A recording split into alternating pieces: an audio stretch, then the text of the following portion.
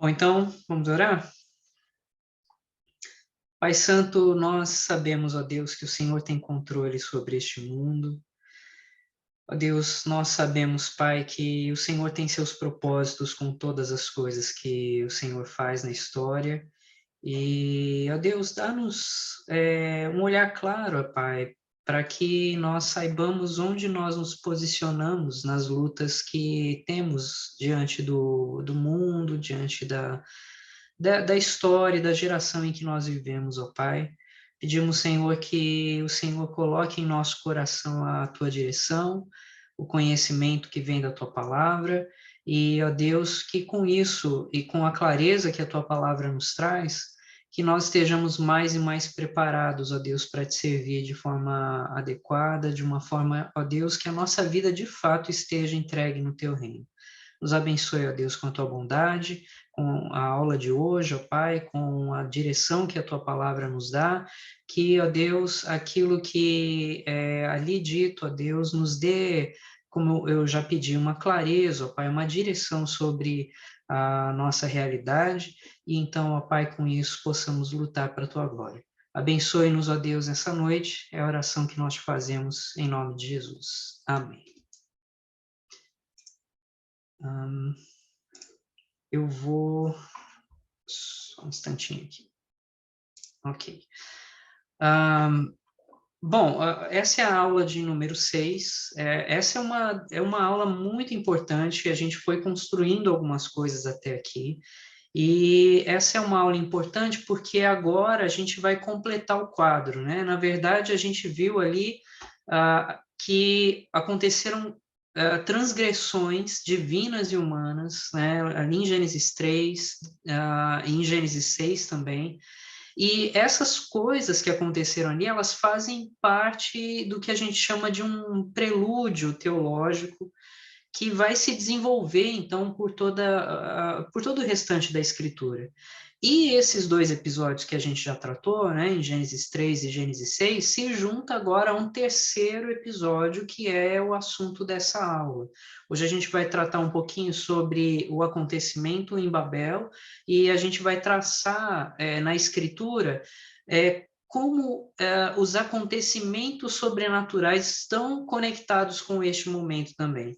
Então, esses três grandes eventos são aqueles que compõem a visão central do mundo sobrenatural do povo de Israel do passado e da comunidade judaica também no período do primeiro século de cristianismo, né, onde o cristianismo cresceu quando Jesus vem, né, isso povoava a mentalidade da população, e aí a gente percebe como esses três episódios juntos, eles estabelecem um ponto teológico sobre, ah, vamos dizer assim, a futilidade de tentar organizar a vida fora dos meios que Deus estabeleceu. Deus foi claro em anunciar que, mesmo depois da queda, ele pretendia habitar com a humanidade, mas depois daquele primeiro momento de incidente ali, de oposição, a gente vai ver uma continuidade de oposição dos homens em relação a Deus e dos seres divinos também em relação a Deus, né? E os inimigos de Deus e do seu reino, tanto homens como divinos e alguns intermediários, né? Como a gente viu ali nas últimas aulas, eles já apareciam ali no horizonte, né? E Deus é claro em anunciar que o céu e a terra, de alguma maneira, estão destinados a uma reunião, mas, enquanto isso, como eu posso dizer, essa reunião ela não vai acontecer nos termos dos homens, né? Mas nos termos de Deus. E qualquer esforço, então, para trazer o céu à terra, o céu para a terra, ou levar a terra para o céu sem que seja por aquilo que Deus estabeleceu, sempre vai trazer destruição e lutas, melhor, lições dolorosas, né? E é isso que acontece nesses eventos que a gente já tratou e nesse que a gente vai tratar também. Agora, para chegar até o evento de Babel, alguns pequenos detalhes de Gênesis 6 precisam voltar à nossa memória, né? Eu acredito que um israelita antigo, ele perceberia alguns detalhes no texto que informaria para ele a leitura do restante das outras passagens, né? E para a gente não é tão fácil assim perceber. Então, eu quero voltar em Gênesis 6:4. Deixa eu ver se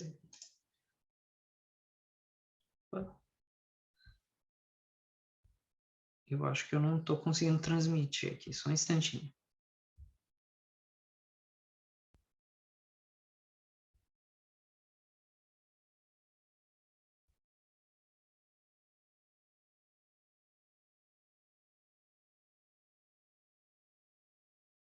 Ah,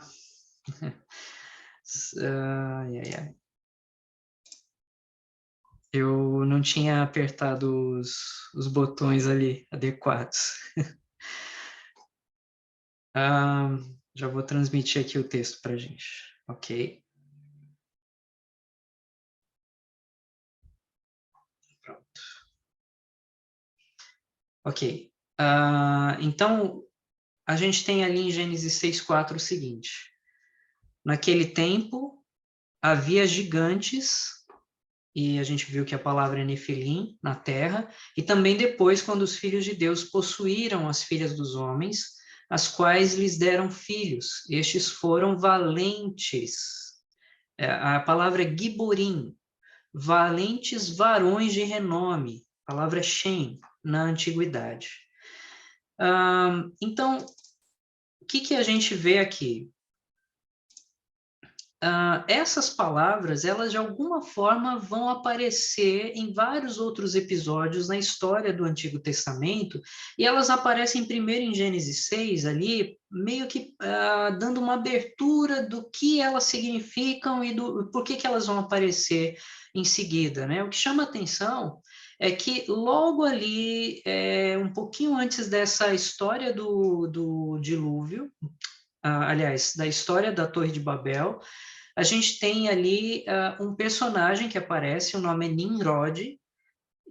O nome Nimrod provavelmente significa rebelião, e ele é chamado de Gibor, que é a palavra que aparece em Gênesis 6 ali para valente, né? Então, Nimrod, que é registrado ali em Gênesis 10, do verso 6 ao 12, diz que ele é o pai da civilização da Babilônia e da civilização da Assíria. Então, a Assíria e a Babilônia são duas civilizações que mais tarde vão destruir o sonho de um reino terrestre de Deus com a nação de Israel.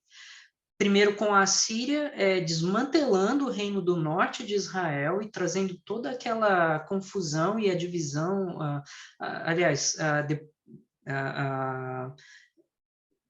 deixa eu colocar melhor aqui, a Síria, ela destrói o reino do norte, e a Babilônia mais à frente, ela destrói o reino do sul, vou deixar simples assim, né?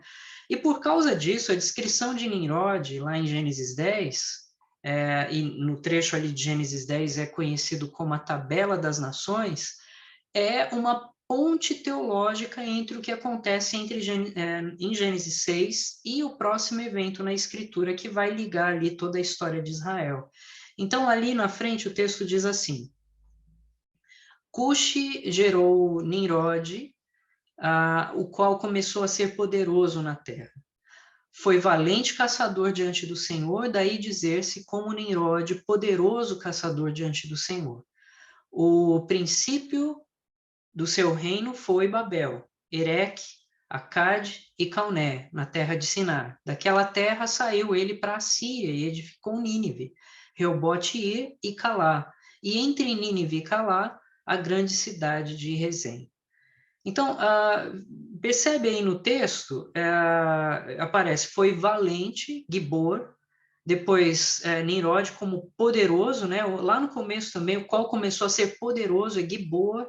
Então, essa palavra, ela se repete três vezes aqui, né? E essa repetição, ela pretende conectar de alguma forma Nimrod com os Nefilim lá de Gênesis 6, né, que são chamados pelo mesmo termo, que é Giborim. Agora, depois de Gênesis 10 e dessa tabela das nações, a Bíblia segue para contar a história de Babel. E essa é a famosa história, né, da construção da Torre de Babel. E essa história ela é muito mais do que um projeto de construção mal acabado, né, e de uma confusão ali generalizada de línguas, né. Esse acontecimento ele está no, assim, no coração da visão de mundo do Antigo Testamento. Porque foi ali na Babilônia que os homens tentaram construir um nome, um Shem para si, através da construção de uma torre que alcançasse os céus, ou, na mente deles, a habitação dos deuses. Então, a partir dali, aquela cidade, ela se tornou, a região ali da Babilônia, né, ela se tornou a fonte de várias atividades e de vários acontecimentos sinistros também, né? E em Gênesis 11, então, do verso 1 ao 9, o texto diz assim: Ora, em toda a terra havia apenas uma linguagem, uma só maneira de falar, e sucedeu que, partindo eles do Oriente, deram com uma planície na terra de Sinar, e habitaram ali, disseram uns aos outros: Vinde, façamos tijolos e queimemo-los bem. Os tijolos serviram-lhes de pedra e o betume de argamassa. Disseram: Vinde, edifiquemos para nós uma cidade, uma torre cujo tope chegue até os céus, e tornemos célebre o nosso nome, Shem, para que não sejamos espalhados por toda a terra. Então desceu o Senhor para ver a cidade e a torre que os filhos dos homens edificavam, e o Senhor disse: Eis que o povo é um, e todos têm a mesma linguagem. Isto é apenas o começo. Agora não haverá restrições para tudo que intentam fazer. Vinde, desçamos e confundamos ali a sua linguagem, para que um não entenda a linguagem do outro. Destarte, o Senhor os dispersou dali para a superfície da terra e cessaram de edificar a cidade. Chamou-se-lhe por isso o nome de Babel, porque ali confundiu o Senhor a linguagem de toda a terra, e dali o Senhor os dispersou por toda a superfície dela. Então, a primeira coisa que chama atenção aqui um evento que a gente já viu, né? Que é uma fala plural aqui no verso 7, assim como a gente viu lá em Gênesis 1, 26, né? Aqui no nosso texto diz assim: Vinde, desçamos e confundamos ali a sua linguagem, né? E da mesma forma que aconteceu antes, lá no texto de Gênesis, quem é que age, embora fale assim, e o meu entendimento é que ele fala com seres sobrenaturais: vinde, desçamos e confundamos. Quem de fato age no final das contas é Deus, porque a gente tem ali no verso 8, dizendo assim: Destarte, o Senhor os dispersou dali pela superfície da terra. Então Deus convoca o conselho, ele fala: olha, vamos fazer isso, e a responsabilidade desse acontecimento é do Senhor, né? Então o Senhor os dispersou dali. E quando chega nesse ponto da narrativa, o leitor do texto, se a gente continuar lendo Gênesis, vai simplesmente para o próximo acontecimento. E num primeiro momento a gente não compreende as implicações do que acontece ali. Mas lá na frente há um outro texto que faz a gente voltar para esses acontecimentos com mais profundidade, e o texto é Deuteronômio 32, verso 8 e 9. E o texto diz ali: Quando o Altíssimo distribuía as heranças às nações, quando separava os filhos dos homens uns dos outros, fixou os limites dos povos, segundo o número dos filhos de Israel, porque a porção do Senhor é o seu povo. Jacó é a parte da sua herança. Bom, esse texto descreve o ato de Deus em dividir as nações, né, de estabelecer os limites, fazer de Israel, inclusive a sua porção, né, aquela nação que pertence ao Senhor.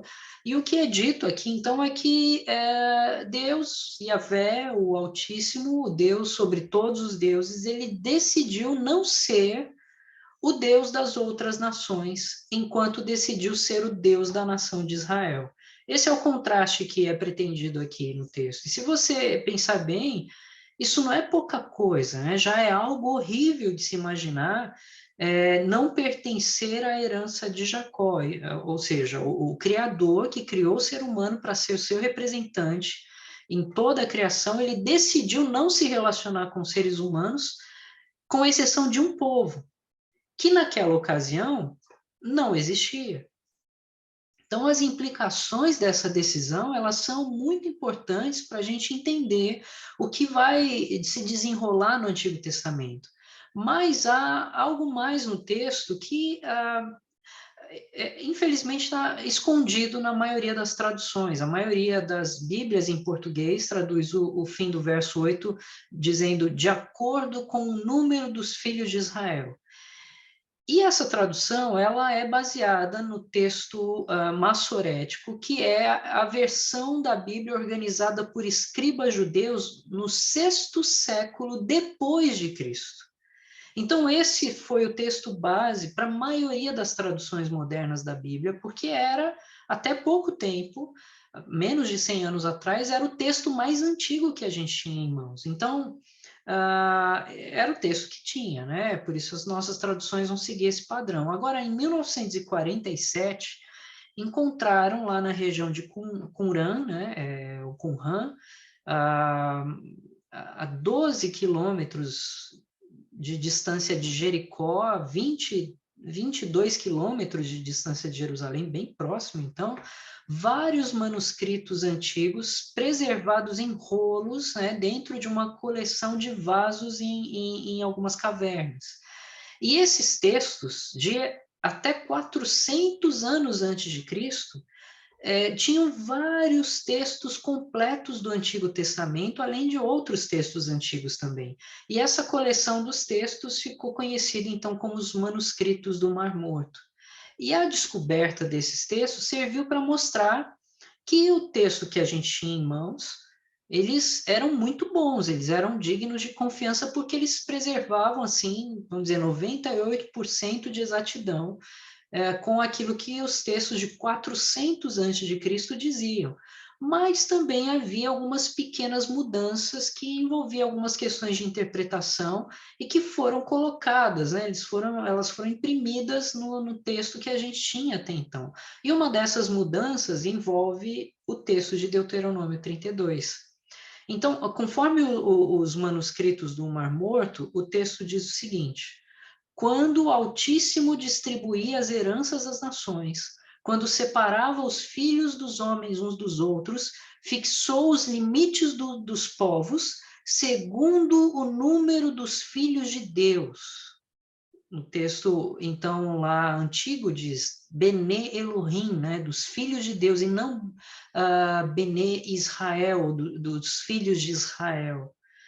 E isso concorda com a tradução grega da Bíblia, a Septuaginta, que era inclusive usada pelos apóstolos no Novo Testamento, né? E a tradução grega diz assim: quando o Altíssimo distribuía as heranças às nações, quando separava os filhos dos homens uns dos outros, fixou os limites dos povos de acordo com o número dos anjos de Deus.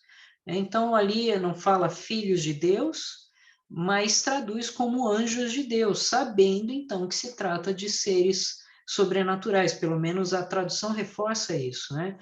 Eu encontrei só uma versão em português que é uma tradução de uma Bíblia americana, na verdade, a FVL, que traz a seguinte versão, diz assim: quando os filhos, ou quando o Altíssimo separou as nações, quando dividiu a raça humana, ele fixou as fronteiras dos povos de acordo com o número dos seres celestiais na Assembleia de Deus. Então é bem mais específico, né? Fala até mais do que o próprio texto original, mas ele pelo menos captura a ideia, né? Ele entende do que realmente se trata.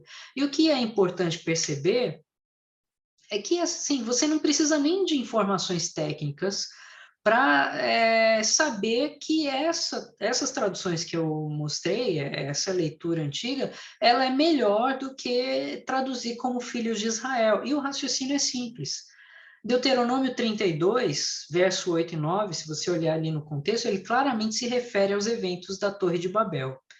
E o texto é específico em dizer que isso aconteceu, então, quando Deus separou os filhos dos homens uns dos outros, né? Então, esse evento, ele aconteceu antes de Deus chamar Abraão para ser o pai da nação de Israel.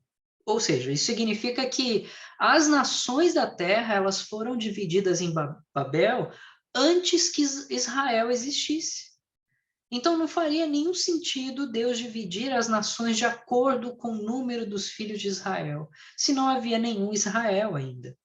Além disso, o número das nações listadas ali em Gênesis 10, que são 70 nações, é muito mais do que o número dos filhos de Israel, que no caso seriam 12, né? Então, a melhor leitura é entender como se referindo aos filhos de Deus e não aos filhos de Israel, o que é reforçado por vários outros textos, né? Por exemplo, Deuteronômio 4, 19 e 20, eu trouxe aqui a revista e corrigida, e diz assim: e não levantes os teus olhos para o céu e veja o sol, a lua e as estrelas, e todo o exército dos céus, e seja impelido a que te inclines perante eles, sirvas àqueles que o Senhor teu Deus repartiu a todos os povos debaixo de todos os céus. Mas o Senhor vos tomou e vos tirou do forno de ferro do Egito, para que lhe sejais por povo hereditário, como neste dia se vê. Então veja, o texto está dizendo que o povo de Israel não deveria ser tentado a adorar o exército dos céus, que o Senhor repartiu a todos os povos debaixo dos céus. Então, esse texto vamos dizer assim, é basicamente um texto paralelo com Deuteronômio 32, mas apresentando um outro lado da moeda do juízo de Deus, porque enquanto Deuteronômio 32, 8 e 9 diz que Deus distribui as nações entre os filhos de Deus, aqui o texto diz que Deus distribuiu os deuses para essas nações, né? Então, é o outro lado da mesma moeda, mas apresentando basicamente a mesma ideia. Então, juntando isso, o que aconteceu com as outras nações? O que significa que elas foram distribuídas de acordo com os filhos de Deus? Bom, por mais estranho que possa parecer, o texto ele está dizendo que as nações foram colocadas debaixo da autoridade do governo do Conselho Divino de Yahvé. Ou seja, as nações elas foram dadas a Elohim menores, né, como uma forma até de juízo de Deus sobre elas, né? Deus não teria mais relacionamento direto com elas, elas teriam algum vislumbre a partir desses seres sobrenaturais. Então, em Babel, Deus decretou que todas as outras nações teriam deuses para servir e para adorar. É como se Deus dissesse: já que vocês não querem me obedecer, eu vou dar a vocês deuses para que vocês obedeçam. Bom, eu lembro que na primeira aula a gente começou a nossa discussão sobre o Conselho Divino com o Salmo 82, e o Salmo 82 ele ecoa exatamente essa decisão. Ali Deus está julgando os outros deuses, né, os filhos do Altíssimo, por sua corrupção especialmente na administração dessas nações.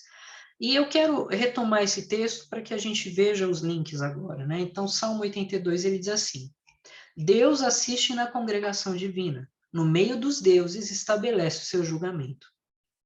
Qual é o julgamento? Ele diz: até quando julgareis injustamente e tomareis partido pela causa dos ímpios? Fazeis justiça ao fraco e ao órfão. Procedei retamente para com o aflito e o desamparado. Socorrei o fraco e o necessitado. Tirai-os das mãos dos ímpios. Eles nada sabem, nem entendem, vagueiam em trevas, vacilam todos os fundamentos da terra. Eu disse: sois deuses, sois todos filhos do Altíssimo. Todavia, como homens morrereis, e como qualquer dos príncipes haveis de sucumbir. Levanta-te, ó Deus, julga a terra, pois a ti compete a herança de todas as nações. Então veja, o Salmo ele termina com um pedido esperançoso de um retorno, né, na decisão de Deus de deixar a nação ou as nações sob o comando desses deuses injustos, né? O salmista ele clama ali no final: levanta-te, ó Deus, julga a terra, pois a ti compete a herança de todas as nações. Então, sem um entendimento claro do que estava acontecendo, pode parecer que a decisão de Deus ali no incidente de Babel foi assim um tanto exagerada, né? Mas a questão não era que Deus estivesse agindo como sei lá, um inspetor de obras, né, insatisfeito ali com o resultado da torre, né? Na verdade, havia uma rebelião explícita contra ele, contra a sua vontade. Como a gente viu nas aulas anteriores, os deuses eles viviam em lugares inalcançados pelos homens, né? Eram seres dos céus, e essa separação ela tinha sido muito bem estabelecida lá no incidente do Éden, né? Deus ele estabeleceu um limite ali e falou, não, olha, vocês não entram mais aqui, né? Então, os povos antigos eles tinham em mente que os deuses eles viviam em lugares que os homens não podiam habitar. Às vezes o fundo do mar ou o alto das montanhas, né? E a Torre de Babel, ela é considerada por todos os estudiosos como uma das famosas montanhas sagradas artificiais, né, da Mesopotâmia. Era, de fato, um zigurate, né, aquele tipo de pirâmide com escada, né, modelo de escada, assim. Então, os zigurates, elas eram moradas divinas artificiais, né? A própria natureza dessa construção, então, ela já mostra o seu propósito. Qual que era o propósito? Era fazer a conexão entre o divino e o humano pelas próprias mãos, né? Pelas suas próprias mãos. Só o fato deles construírem aquilo já indicava que essa era a vontade deles, que já era uma atitude rebelde contra Deus, né? E assim, o escritor bíblico ele não perde tempo em vincular a ação, né, com a transgressão divina lá de Gênesis 6 com a situação que acontece em Babel, né? Lá em Gênesis 6 é dito que os gigantes eram valentes varões de renome, né? Gênesis 6:4, ele está na tela. E ali em Babel é dito que eles queriam tornar célebre o nosso nome, né? Tornemos célebre o nosso nome, como diz ali em Gênesis 11:4. Então, aquela construção era uma tentativa de perpetuar aquela cultura destrutiva que foi julgada por Deus ali em Gênesis 6, né? Eles queriam voltar a ter ligações, conexões, talvez casamentos, né? Com divindades, assim como aconteceu no passado. Então, era uma tentativa de substituir o governo de Deus, né? De alguma forma, por essas outras divindades, de alguma maneira também, porque eles queriam um contato agora direto com esses deuses. E Yahvé, o Deus Altíssimo, tinha ordenado para a humanidade, ali com Noé, né, a fazer exatamente o contrário do que eles estavam fazendo. Porque depois do dilúvio, Deus ordena para eles: sede fecundos, multiplicai-vos e enchei a terra. Então, a ordem era exatamente aquela que Deus tinha dado no Éden para o homem, né? Ou seja, se espalhem por toda a terra. Mas aqueles homens decidiram que o plano deles era melhor do que o plano de Deus, o jeito deles era melhor que o jeito de Deus, e eles conectariam a terra e o céu do seu próprio jeito, e não da forma como Deus queria no decorrer da história, né? Então, veja, não é algo simples acontecendo ali, não é só uma construção, não é uma tentativa inocente de testar os limites da criatividade humana, né? Na verdade, é uma rebeldia explícita contra a ordem de Yahvé e um desejo maligno de retomar a condição que tinha causado, inclusive, a destruição da terra ali, né? Com o dilúvio. Então, é por isso que Deus toma uma posição dura com eles de separar esses povos, formando então as nações, e nações que seriam distintas umas das outras, com separações evidentes, né, em vários sentidos, debaixo do comando desses deuses que os deixaria, de alguma maneira, afastados do Altíssimo e colocaria essas nações em uma condição de ignorância, de perdição e até de juízo por milhares de gerações. Coisa que reflete a nossa realidade até os dias de hoje, né? Mas ainda que o juízo de Deus tenha sido tão severo, o próximo capítulo em Gênesis vai mostrar que Deus ele não abandonou completamente a humanidade. Por isso Deus tira alguém de uma dessas nações, né? Ele chama Abrão exatamente do centro daquela região da Mesopotâmia, e ele pinça este homem, então, do coração daquela rebelião, para fazer dele uma nova nação, que é a nação de Israel. E essa seria uma nação debaixo do governo de Deus, do Deus dos deuses e Senhor dos senhores. E na sua aliança com Abraão, Deus disse ali que todas as nações da terra, então, seriam abençoadas por meio da descendência de Abraão. É exatamente o que diz em seguida, então, né, em Gênesis 12, verso 1 ao 3. Ora, disse o Senhor a Abrão, sai da tua terra, da tua parentela e da casa de teu pai, e vai para a terra que te mostrarei. De ti farei uma grande nação, e te abençoarei, e te engrandecerei o nome, se tu uma bênção. Abençoarei os que te abençoarem, e amaldiçoarei os que te amaldiçoarem. Em ti serão benditas todas as famílias da terra. Então, veja, Deus sempre manifesta esse padrão de algum jeito, né? Ele age com um juízo severo, por um lado, que é digno da sua natureza, mas ele também age com uma misericórdia, assim, igual, né? Que também é digno da sua natureza.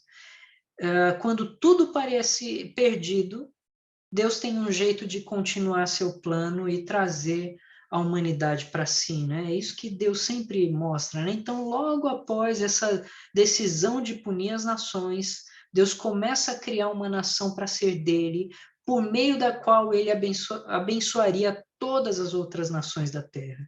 É por isso que em Êxodo 19, por exemplo, a nação de Israel é chamada de o reino de sacerdotes, porque os outros povos eles ficariam desorientados, né? Eles ficariam debaixo de uma escravidão e de cegueira espiritual, enquanto estivessem debaixo desses filhos corruptos de Deus, mas Israel seria um tipo de mediador, né? Um canal para trazer os homens ao Senhor. É como se Deus deixasse uma trilha espiritual, né, de migalhas ali de pão, né, no meio dos homens, para que eles pudessem encontrar o caminho de volta de algum jeito. E esse caminho dirigiria esses povos para Israel e depois para o Messias de Israel, né? Esse seria a caminhada, então, né, da parte do povo de Deus, né, se eles permanecessem fiéis ao Senhor. Então, a partir dessa decisão de Deus em Babel, toda a história do Antigo Testamento vai tratar, então, da disputa de Israel com as nações deserdadas, e Yahvé em disputa também com esses Elohim corruptos, rebeldes dessas outras nações. Então, entender esse acontecimento eu acredito que é de extrema importância para entender os bastidores de toda a história bíblica e, na verdade, de toda a nossa história também, né?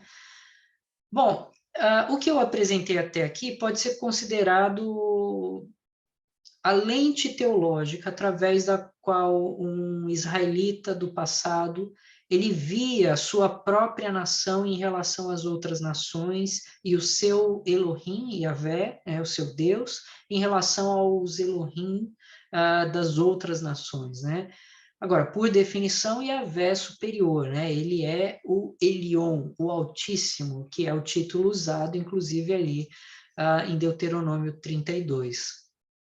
Então, o Antigo Testamento ele vai descrever um mundo onde essas linhas geográficas cósmicas foram estabelecidas, né? Israel era um solo sagrado, porque era a herança do Senhor. O território das outras nações pertencia aos outros Elohims por decreto de Deus. Mas o Salmo 82 diz que esses deuses eram corruptos, né? O texto não diz exatamente como esses deuses se tornaram corruptos, mas ele revela que eles eram corruptos, né?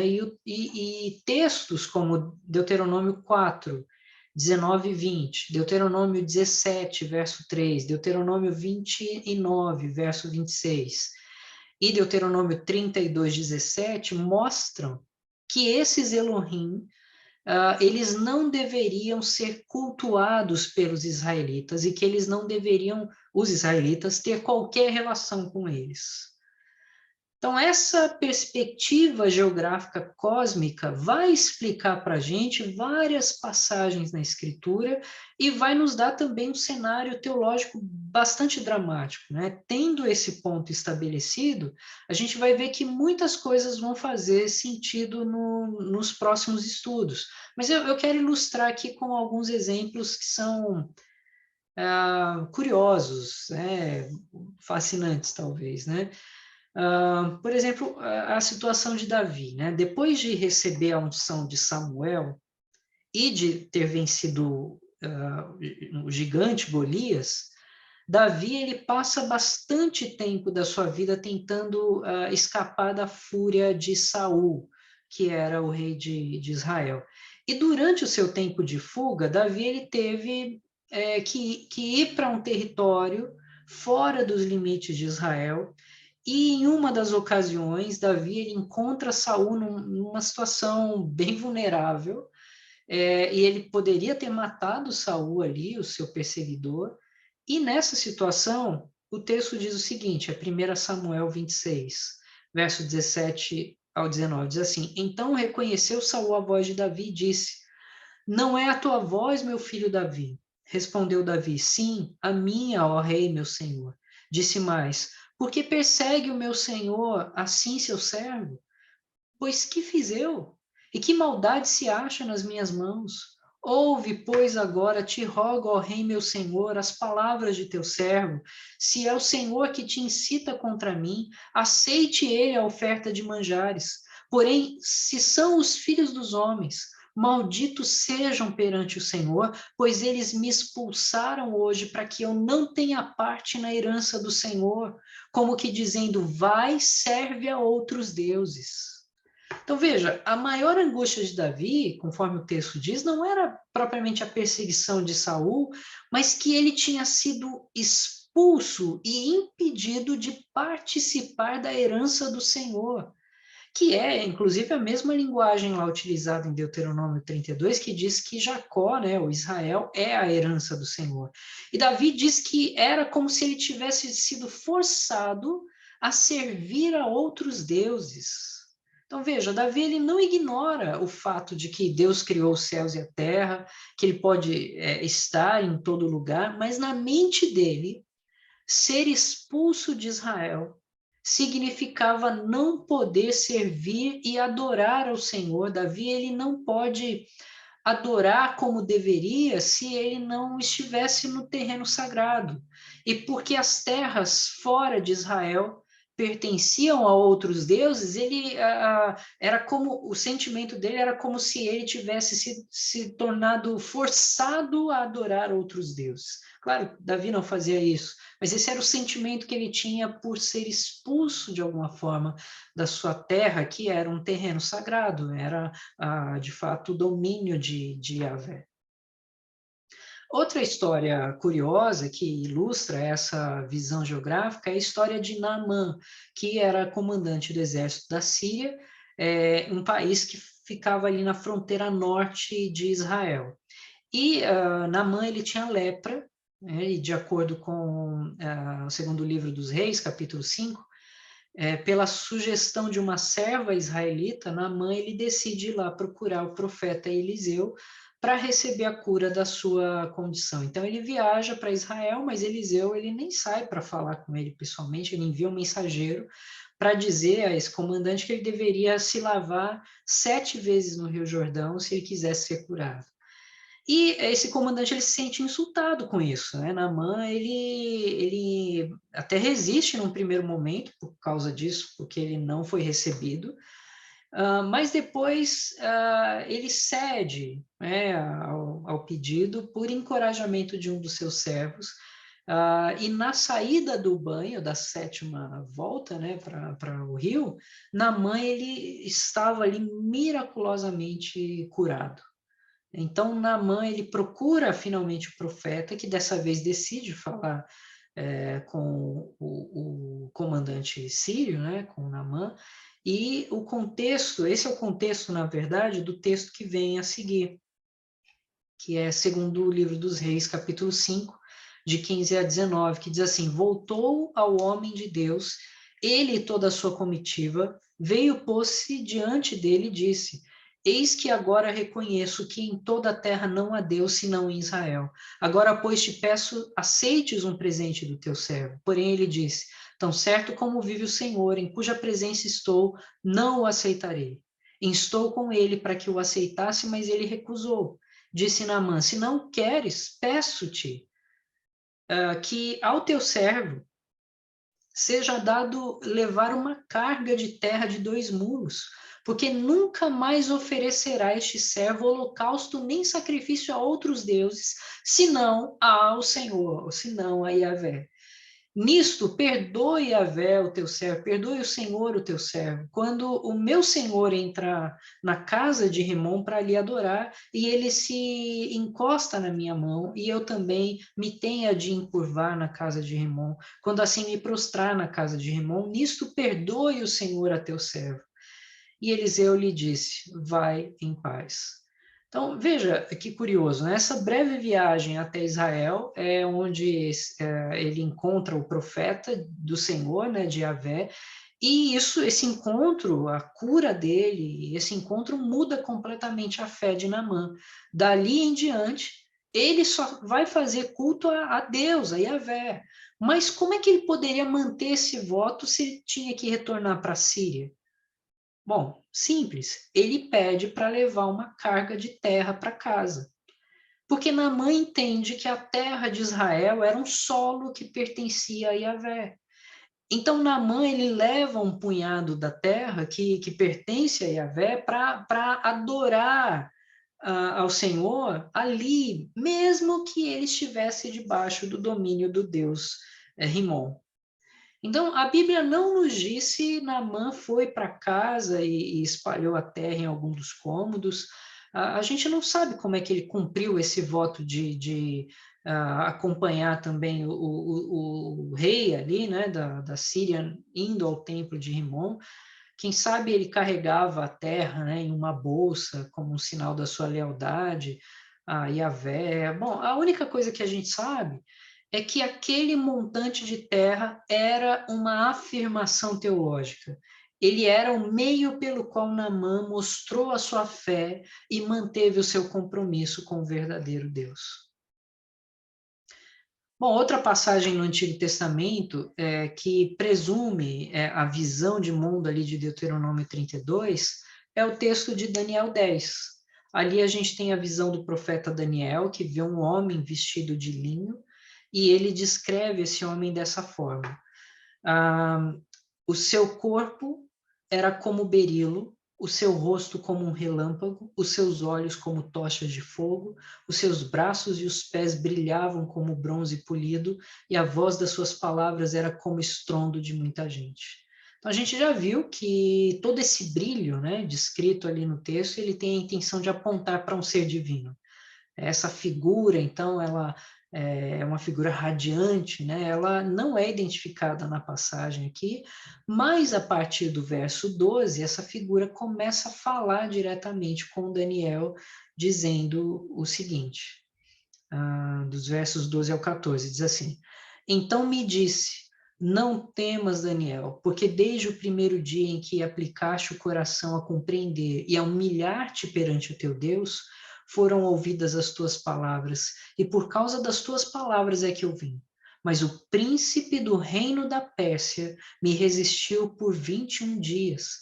Porém, Miguel, um dos primeiros príncipes, veio para ajudar-me e eu obtive vitória sobre os reis da Pérsia. Agora vim para fazer-te entender o que há de suceder ao teu povo nos últimos dias, porque a visão se refere a dias ainda distantes. Então, veja, essa a figura, antes de terminar a conversa, ela acrescenta ainda algum detalhe. No verso 20 e 21 diz assim: E ele disse, sabes por que eu vim a ti?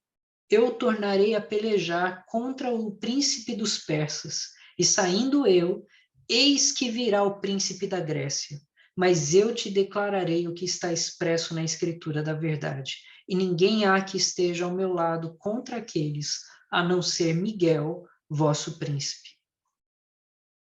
Veja, praticamente todos os estudiosos da Bíblia concordam que os príncipes mencionados aqui, eles não são humanos, né? Eles são seres divinos. Isso é bastante claro, né? Com a menção de Miguel, no verso 13, no verso 21, que também é chamado de príncipe.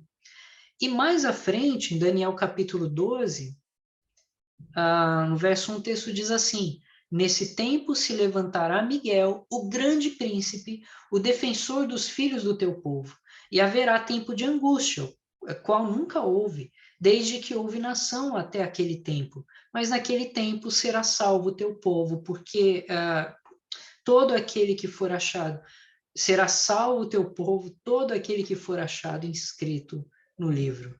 Então, veja, todos esses textos concordam com o conceito apresentado lá em Deuteronômio 32. E essas passagens em Daniel, em conjunto com Deuteronômio 32, é o fundamento da teologia de Paulo sobre o mundo invisível. E isso fica bastante claro quando lá em Atos 17, Lucas registra o discurso de Paulo no Areópago, falando sobre o plano de Deus de salvação, né? Então, em Atos 17, o texto diz: de um só, Deus fez toda a raça humana para habitar sobre toda a face da terra, havendo fixado os tempos previamente estabelecidos e os limites da sua habitação, para buscarem a Deus, se porventura tateando possam achar, bem que não está longe de cada um de nós. Então, veja, Paulo faz uma alusão à situação das nações produzida ali pelo julgamento de Deus em Babel e essa visão de mundo de Deuteronômio 32. Deus deserdou as nações como seu povo e fez um povo para si. E imediatamente, então, após o julgamento em Babel, Deus chama Abraão e estabelece um relacionamento de aliança com ele, com os seus descendentes, que viriam dele, e esse relacionamento incluía a ideia que Paulo faz referência aqui em Atos 17 e 27, sobre os limites das nações estabelecidos por Deus.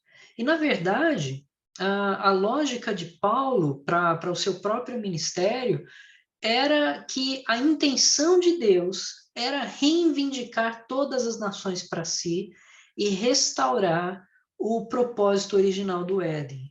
Todas as nações agora têm a oportunidade de se arrepender e crer no Messias, no Cristo ressurreto. E o que clareia ainda mais esse ponto de vista é a terminologia que Paulo usa para se referir aos poderes das trevas, né? Paulo, ele claramente aponta para essa visão de Deuteronômio 32, com a linguagem que ele se utiliza, né? Na Septuaginta, a tradução grega do Antigo Testamento, o termo para se referir a Miguel, ou ao príncipe da Pérsia, é a palavra grega archon. E é exatamente o mesmo termo que Paulo usa para se referir aos poderes espirituais em várias ocasiões.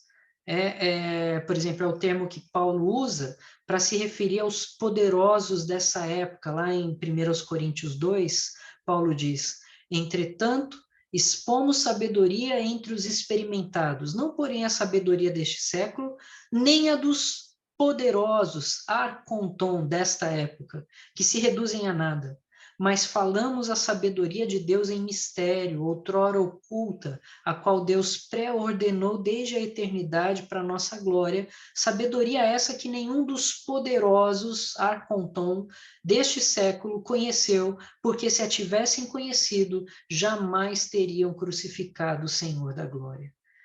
Então, Paulo usa a expressão arconton, né, para se referir aos poderosos, que vem da palavra arque, né, que é usada ali, ou arcon, né, que é usada para se referir a Miguel, ao príncipe da Pérsia, lá em Daniel. Em Efésios 2, Paulo diz, nos quais andastes outrora, segundo o curso deste mundo, segundo o príncipe, arconta, da potestade do ar, do espírito que agora atua nos filhos da desobediência. E em Efésios 3, verso 10, ele diz, para que pela igreja a multiforme sabedoria de Deus se torne conhecida agora, dos principados, né, dos arcais e potestades nos lugares celestiais. Então, Paulo frequentemente usa esse termo para se referir aos seres espirituais. Aliás, na maioria das vezes, Paulo se referia a seres espirituais com palavras que identificam autoridade e domínio. E essas expressões, elas certamente surgem de um entendimento do domínio sobrenatural distribuído lá em Babel. Ainda em Efésios, no capítulo 6, verso 12, diz assim, porque a nossa luta não é contra o sangue e a carne, e sim contra os principados e potestades, contra os dominadores deste mundo tenebroso, contra as forças espirituais do mal nas regiões celestes. E lá no começo, né, voltando em Efésios 1, Paulo diz que quando Deus ressuscitou Jesus dentre os mortos, ele o fez assentar à sua direita nos lugares celestiais, acima de todo principado e potestade e poder e domínio e de todo nome que se possa referir, não só no presente século, mas também no vindouro. Então, essas são as forças cósmicas que foram ali conforme Paulo diz em Colossenses, que foram humilhadas com a vitória de Cristo na cruz, né? Então, em Colossenses 2,15 ele diz, e despojando os principados e as potestades, publicamente os expôs ao desprezo, triunfando deles na cruz. Então, bom, o que eu quis mostrar foi que o incidente em Babel e a decisão de Deus de deserdar as nações traçou as linhas de batalha de uma guerra cósmica que envolve todo o planeta. A corrupção desses deuses, né, dos Elohim, estabelecidos sobre as nações, significava que a restauração do Éden global envolveria uma guerra de domínio que ia se estender por toda a história. Então, cada centímetro do planeta seria paulatinamente, durante o decorrer da história, resgatado pelo domínio do Senhor. Mas esses deuses, eles não iam entregar sua herança de volta a Yahvé de bom grado, né? Então, o Senhor teria que recuperar essas nações de alguma forma. E Deus começaria a dar passos para isso imediatamente depois da situação em Babel. Então, o Senhor ele vai revelar ali o seu poder sobre todas as nações na sequência, né? Mas ele começaria fazendo isso por meio de um pequeno povo, que é o povo de Israel, e isso ia criar vários desdobramentos sobrenaturais que a gente vai ver nas próximas aulas. Então, deixa eu só parar aqui.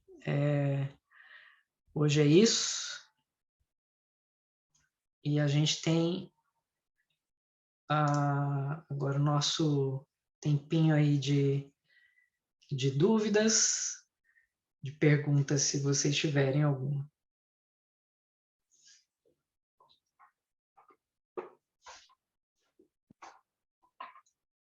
E aí, pastor, tudo bem? Tudo. Eliette, vai mudar o horário semana que vem, hein? Tadinho, é mesmo. O pastor, essas regiões continuam divididas? Eu acredito que sim. Agora, é claro, eu estou adiantando uma coisa aqui, né? Eu sabia que de alguma forma isso ia surgir agora, né? O senhor falou que era para eu perguntar para o senhor, né? Não, piadinha. Não, mas acho que é um momento propício para a gente falar disso, inclusive, né? Porque eu posso dizer o seguinte: esses deuses, eles criaram as suas narrativas, sabe? Assim como as autoridades humanas criam as suas narrativas, eles criavam as suas narrativas para fazer com que os povos os adorassem, que os reconhecessem como a divindade suprema, que os reconhecessem como deuses acima dos outros deuses. Então, isso era o que formava as religiões no passado, né? E no presente também, de alguma forma. Então, essas divindades sobrenaturais, elas atuam com esse tipo de narrativa que elas criam, fazendo de si mesmas a autoridade que pertence a Yahvé, e elas sabem disso, né? Mas trazendo para si e trazendo os povos para si, né? E não propriamente para o Deus Supremo. Mas no Novo Testamento, a gente tem o nosso Messias, o próprio Deus encarnado. E depois que ele vence na cruz, ele tem uma expressão muito poderosa, porque ele diz que toda autoridade me foi dada no céu e na terra. É claro que numa leitura rápida e descuidada do Novo Testamento, a gente pode dizer assim, ok, então Jesus já tem o domínio sobre todas as nações.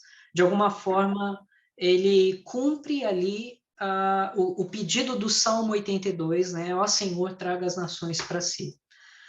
Mas não é exatamente isso que acontece, não no sentido de que Jesus não receba autoridade, ele recebe toda a autoridade no céu e na terra, mas, ou seja, ele recebe o direito legal sobre todas as regiões da terra. Mas isso não significa que todas as regiões estariam imediatamente dobradas diante dele e da sua autoridade. E nem que os deuses dessas regiões abririam mão, de alguma forma, do seu domínio com facilidade. Por isso é que a igreja é enviada para todos os lugares, porque o domínio do reino ia se dar por meio da transformação de corações. E aí esses seres espirituais não podem mais ter domínio sobre o homem, porque uma vez que o coração é dominado pelo Espírito Santo, uma vez que o coração é dobrado em fé a Cristo, então eles não o cristão ele se torna o próprio terreno sagrado. Então, assim como o terreno de Israel era o terreno sagrado no passado, hoje a igreja é o terreno sagrado, o povo de Deus é o terreno sagrado. E isso significa o quê? Que essas autoridades sobrenaturais não têm poder sobre eles não têm mais autoridade sobre aqueles que se rendem a Cristo pela fé e recebem, então, o dom do Espírito. E o que Paulo, veja, eu li ali Efésios 6, né, que diz que a nossa luta não é contra carne e sangue, mas contra os principados e potestades, os dominadores deste mundo. Paulo está dizendo isso depois da ressurreição de Cristo. Então, Paulo ele entendia que, embora Cristo tenha o direito legal da parte do Pai de ser autoridade, e de fato ele é autoridade sobre toda a terra, isso não significa que toda a terra já está dobrada, mas que ele colocaria todos os inimigos debaixo dos seus pés no decorrer da história, até o fim. Então, até o fim, existe guerra. Até o fim, existe batalha no âmbito sobrenatural, e essas batalhas elas se refletem em espelho no âmbito natural. Então, a gente tem essas coisas acontecendo durante a nossa história, porque as batalhas estão acontecendo para que todos os inimigos sejam colocados debaixo do pé de Cristo. Então, assim, eu já adiantei muita coisa aqui, mas como a gente vive um momento que nos toca, né, inclusive, eu acho que é importante a gente pensar sobre isso, né? O que está acontecendo? Olha, sempre está acontecendo alguma batalha, e essa batalha, ela acontece no ambiente sobrenatural, e ela se reflete em nós, e ela se reflete na igreja. E como é que a igreja entra no campo de batalha? Ela entra proclamando o evangelho. Não é propriamente dominando o governo, não é propriamente por meio embora isso possa ser estratégico de alguma maneira, né? No sentido de que quando você tem governos que trazem mais liberdade religiosa, você tem um aspecto estratégico para a igreja. Mas, independentemente disso, a igreja, ela continua a sua batalha sempre, e a sua batalha de sempre é pregar o evangelho, é levar as pessoas a Cristo. Então, assim, para isso que a gente está no reino, né? É para isso que a gente é convocado para o ministério do reino.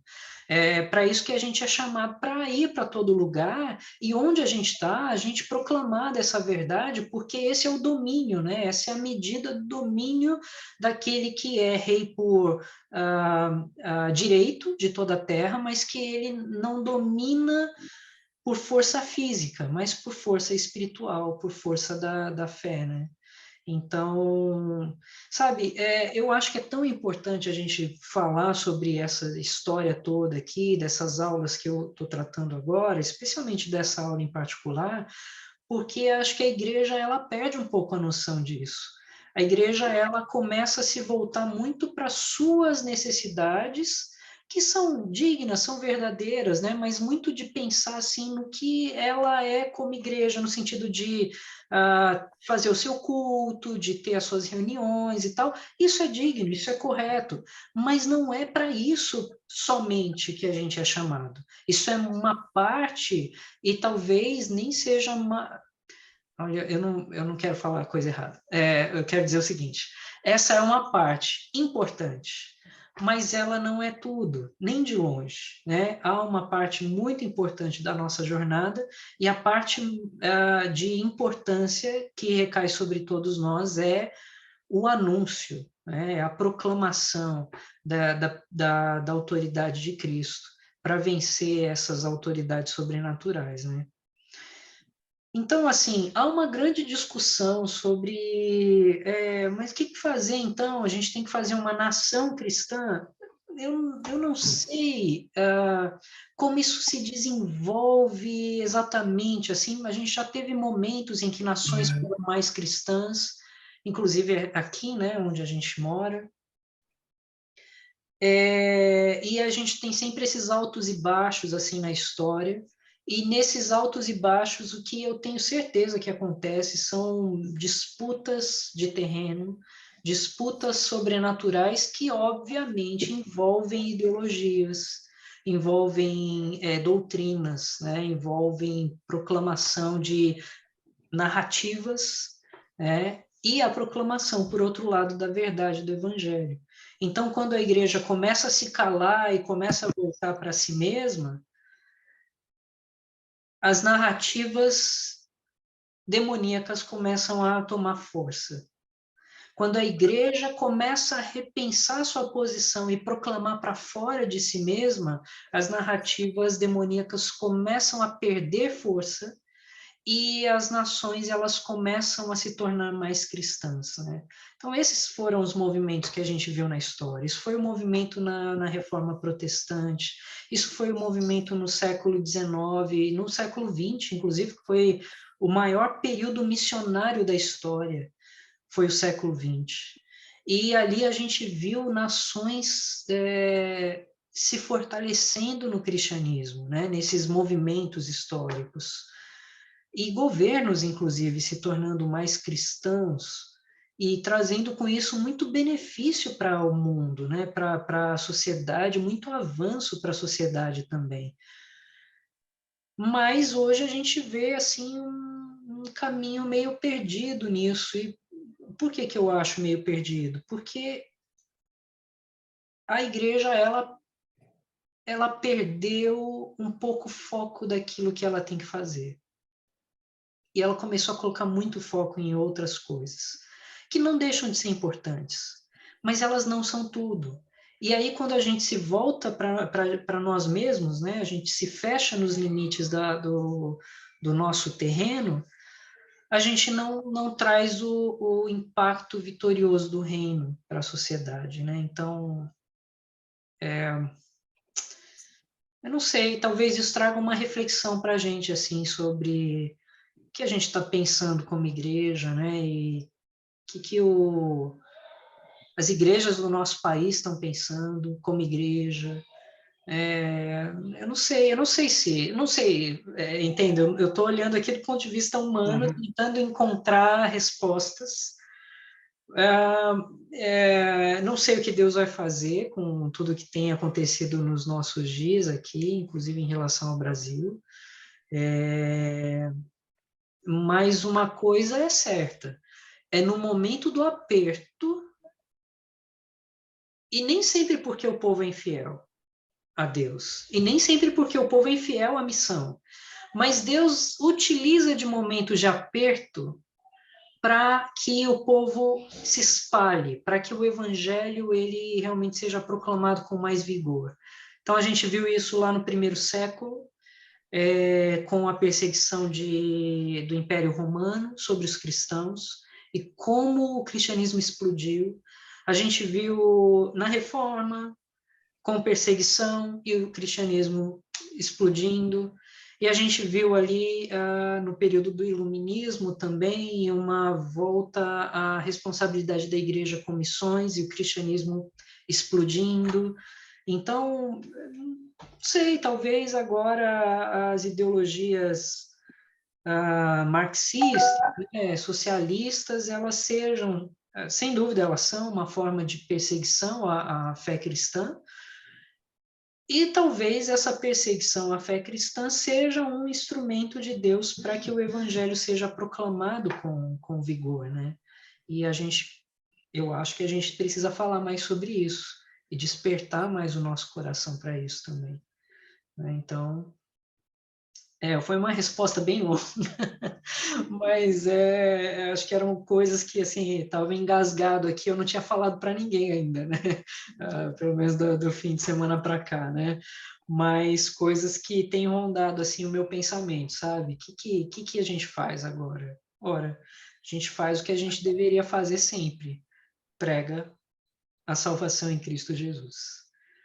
E abre oportunidade para isso e continua buscando meios para isso e buscando força para isso e fazendo a igreja pensar nisso. Então, eu acho que é por aí que a gente vai trabalhar, né? E é por aí que a gente vê também os resultados, assim, das batalhas sobrenaturais. Eu acho que a gente vai se surpreender tanto, tanto, tanto quando Deus chamar a gente para esse ambiente, porque a gente tem uma visão tão pequena, assim, do que está se passando, e quem está do lado de lá está vivendo uma experiência que é muito maior, né? Muito maior. Por isso que Paulo ansiava, né? Estar na presença de Cristo, é por isso que muitos fiéis, né, anseiam, e a gente um dia vai estar ali vamos dizer assim, estou adiantando coisa aqui, né? Mas a gente vai estar no conselho divino ali também, né? E de alguma maneira participando do domínio da história, né? Pelas mãos de Cristo Jesus, do outro lado. Mas enquanto a gente está aqui, a gente também participa do lado de cá, né? Tá certo. Só mais uma pergunta. Pode mandar. Pastor, quando essas regiões foram divididas, esses seres celestiais já eram corruptos ou eles se corromperam? Então, é difícil dizer, viu? É difícil dizer. A Bíblia não traz clareza sobre isso. Poderiam ser corruptos e Deus meio que deixar assim por juízo mesmo, sabe? Olha, é isso, vocês querem, então, vocês não querem me obedecer, então tá bom. Então vocês têm aí esses deuses para obedecer, só que eles vão pesar a mão em vocês. E é exatamente o que aconteceu. Deixou esse povo na cegueira, na miséria, como diz o Salmo 82, né? Ao invés de cuidar dos fracos, dos aflitos, eles, pelo contrário, eles deram força aos ímpios. Então, pode ser que já fosse juízo, ou pode ser que no decorrer eles se corrompem, no sentido de que, já que eles têm tamanha autoridade, como é que eu recebo a glória disso tudo? E aí é essa mesma busca por glória, né, que acontece no nosso coração pecador, começa a surgir no coração desses seres também. Então, assim, mas eu não consigo dizer com convicção.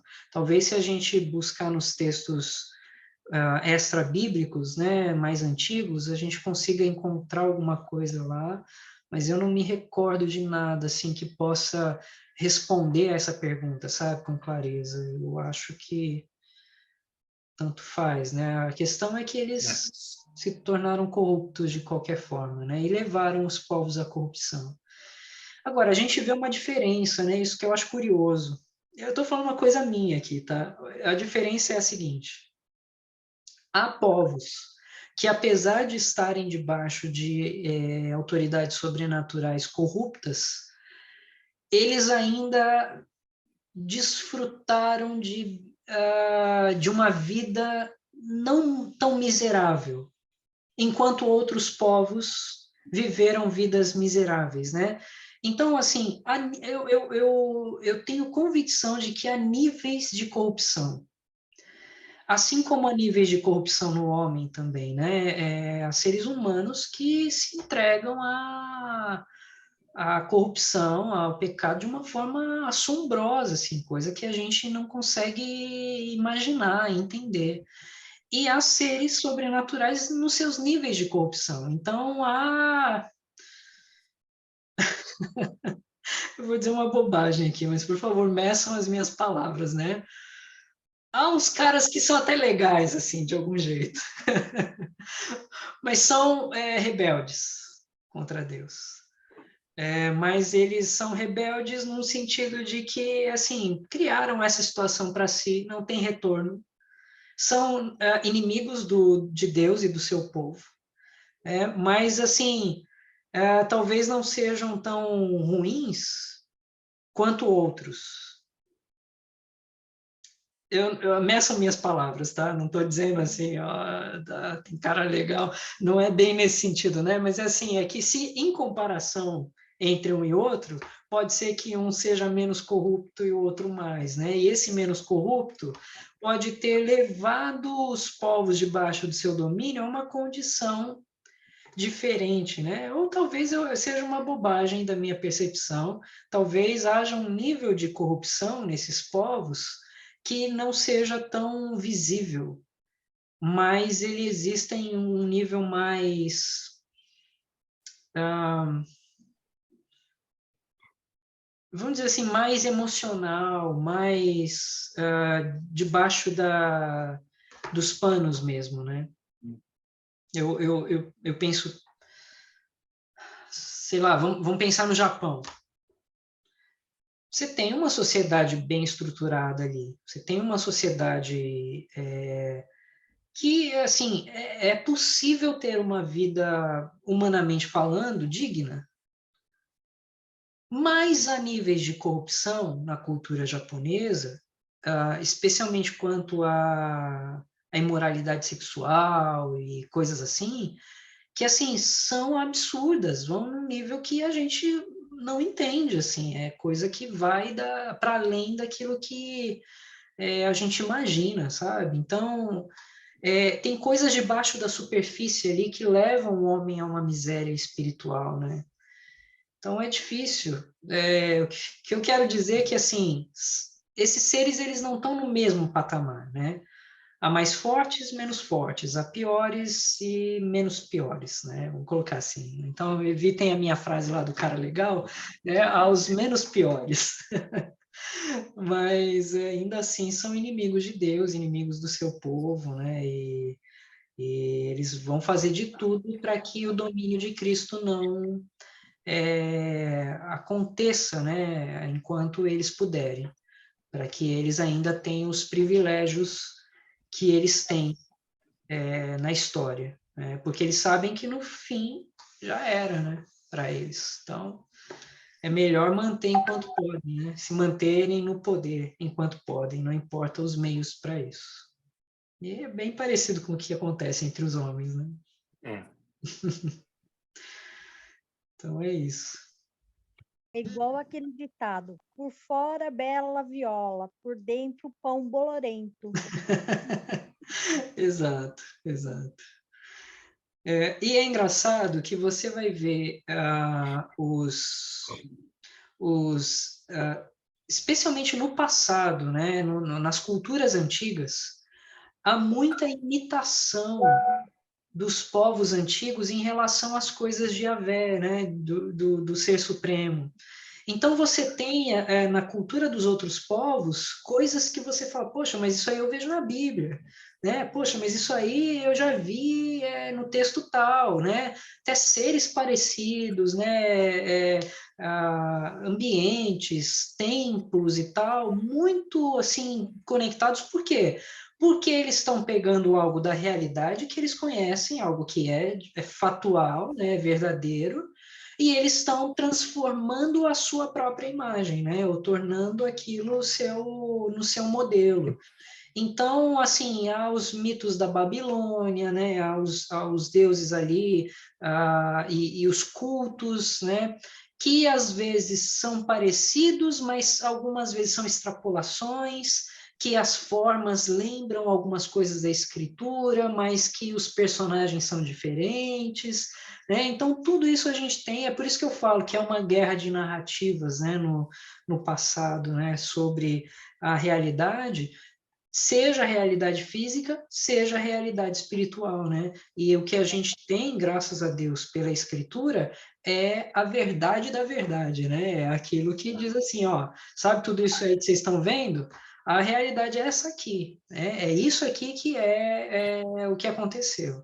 Então, ou é essa realidade sobrenatural, né? Já que a gente está tratando desses assuntos, né? Como é que esses seres existem, como é que eles vivem, como é que eles fazem, essa é a realidade que a Escritura traz. Mas outros vão imitar essa realidade, né? Dentro das suas culturas, né? Das suas próprias características, suas próprias formas de se apresentar e tal, né? Então a gente tem essas aparências, né? Coisas que, né?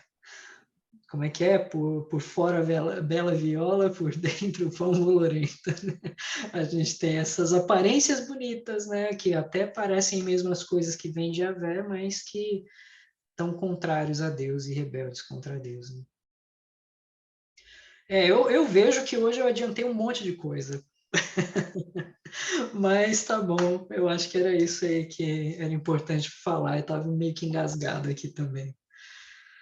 Gente, obrigado, viu, pela atenção de vocês. Obrigado, Aqueles senhor pastor. que assistem a aula, eu espero que essa mensagem chegue logo e encoraje vocês também ao serviço cristão, e a proclamação do Evangelho do Reino, para que a gente continue levando a mensagem de salvação e a gente consiga fazer da nossa vida, né, um instrumento poderoso na mão de Deus no meio dessa batalha toda, dessa batalha cósmica e natural, né, que acontece nesses dois ambientes. Um deles a gente pertence na verdade a gente pertence aos dois, né? A gente pertence ao reino de lá, mas a gente está por aqui enquanto isso a gente batalha.